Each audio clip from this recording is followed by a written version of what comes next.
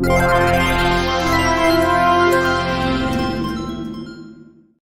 is the story of a man named Stanley.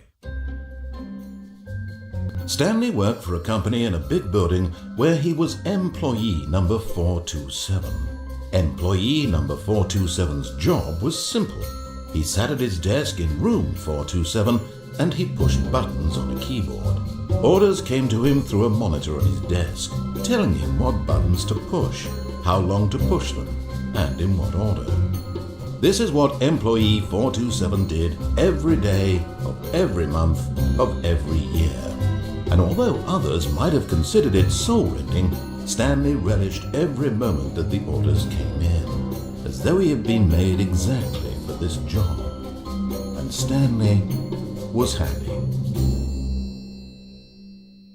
And then one day, something very peculiar happened. Something that would forever change Stanley. Something he would never quite forget. He had been at his desk for nearly an hour when he realized that not one single order had arrived on the monitor for him to follow. No one had showed up to give him instructions, call a meeting, or even say hi. Never in all his years at the company had this happened, this complete isolation. Something was very clearly wrong. Shocked, frozen solid, Stanley found himself unable to move for the longest time. But as he came to his wits and regained his senses, he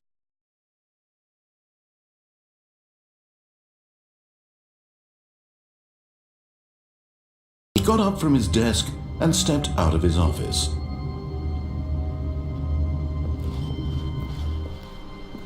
All of his co-workers were gone. What could it mean? Stanley decided to go to the meeting room. Perhaps he had simply missed a memo.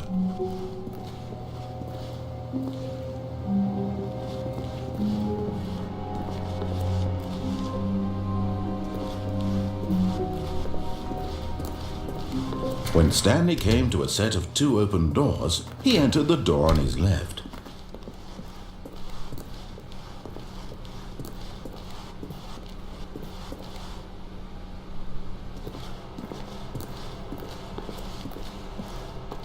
Yet there was not a single person here either.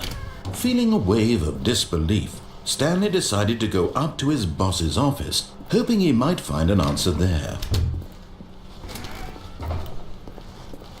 Stanley stepped into the broom closet, but there was nothing here, so he turned around and got back on track.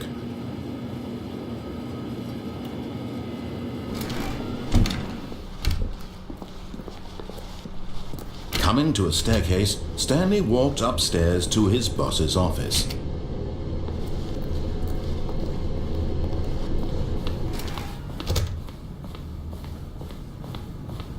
Stepping into his manager's office, Stanley was once again stunned to discover not an indication of any human life. Shocked, unraveled, Stanley wondered in disbelief who orchestrated this, what dark secret was being held from him. What he could not have known was that the keypad behind the boss's desk guarded the terrible truth that his boss had been keeping from him. And so the boss had assigned it an extra secret PIN number, 284. Stanley was in such a rush to get through the story as quickly as possible, he didn't even have a single minute to just let the narrator talk. That kind of anxiety isn't healthy, so he relaxed for a few moments with some calming New Age music.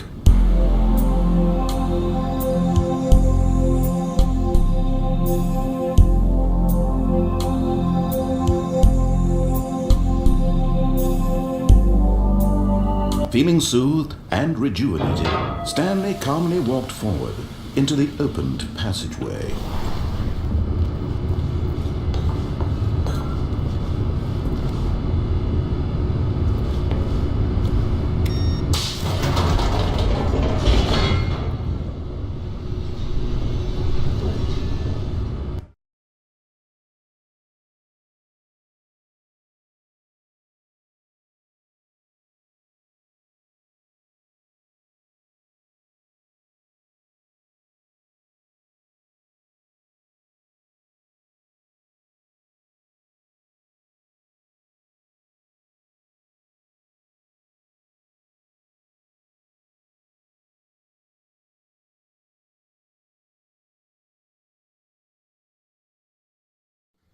Descending deeper into the building, Stanley realized he felt a bit peculiar. It was a stirring of emotion in his chest, as though he felt more free to think for himself, to question the nature of his job. Why did he feel this now, when for years it had never occurred to him? This question would not go unanswered for long. Stanley walked straight ahead through the large door that read Mind Control Facility.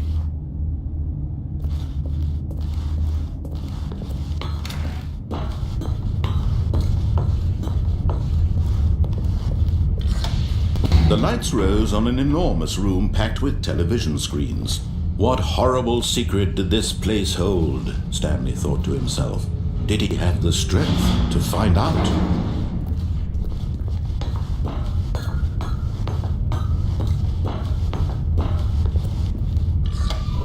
Now the monitors jumped to life, their true nature revealed. Each bore the number of an employee in the building, Stanley's co-workers. The lives of so many individuals reduced to images on a screen, and Stanley, one of them, eternally monitored in this place where freedom meant nothing.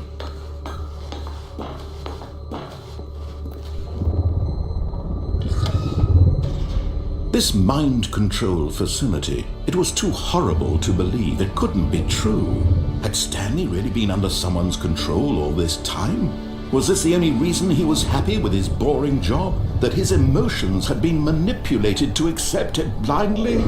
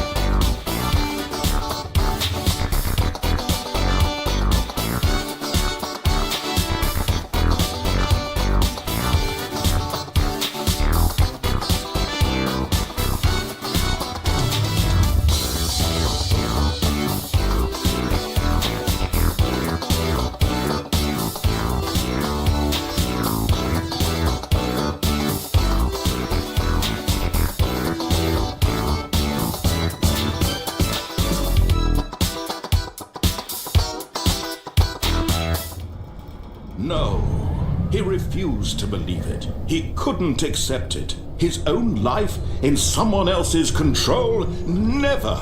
It was unthinkable, wasn't it? Was it even possible?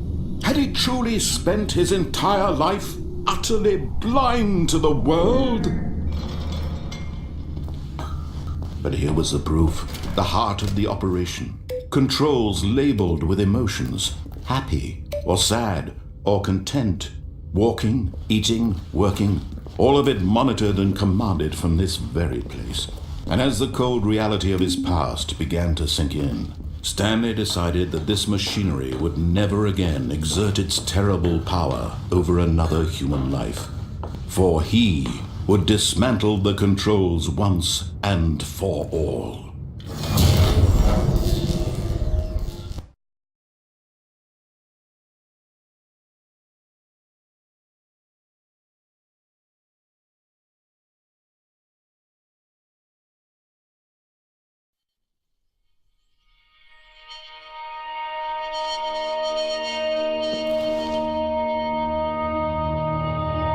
Blackness and a rising chill of uncertainty.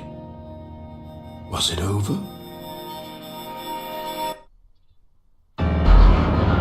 Yes. He had won. He had defeated the machine, unshackled himself from someone else's command. Freedom was mere moments away. And yet, even as the immense door slowly opened, Stanley reflected on how many puzzles still lay unsolved. Where had his co-workers gone? How had he been freed from the machine's grasp? What other mysteries did this strange building hold? But as sunlight streamed into the chamber, he realized none of this mattered to him. For it was not knowledge or even power that he had been seeking, but happiness. Perhaps his goal had not been to understand, but to let go. No longer would anyone tell him where to go, what to do, or how to feel. Whatever life he lives, it will be his. And that was all he needed to know. It was perhaps the only thing worth knowing. Stanley stepped through the open door. Stanley felt the cool breeze upon his skin, the feeling of liberation, the immense possibility of the new path before him. This was exactly the way, right now, that things were meant to happen. And Stanley was happy.